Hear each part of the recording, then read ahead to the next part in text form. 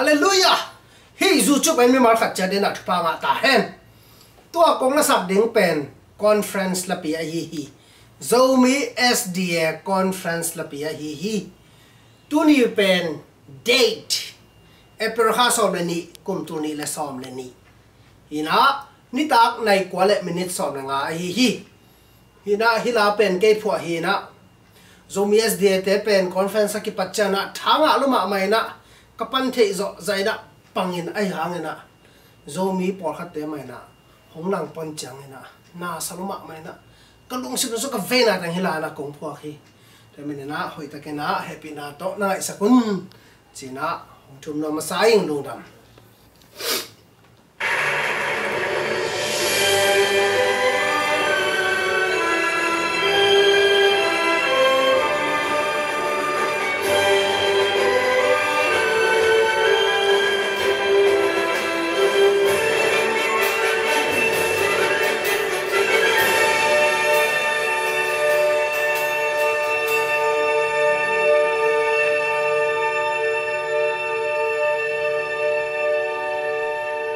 Conference chi dấu mi khăn tu nang khăn son toai lại mong nâu tên nộp sân mang hi Conference chi bi chính chi na hi ai lệ ai khi u kim hoa tung hoa nang hi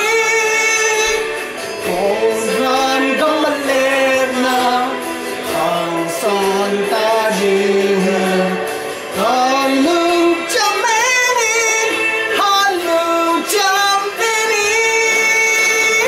Conference chi dấu bi khăn tô ngang lăng phàn son gió lâu hu son chăm bên dây đàn chi ôm lâu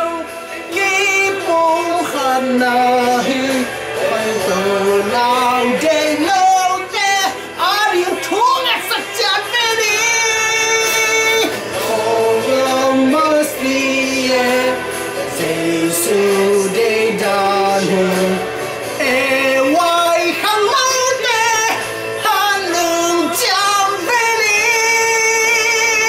oh lo lang thung keng in han cha không muốn xuống tên in Conference nga nang hoàn trọn về ni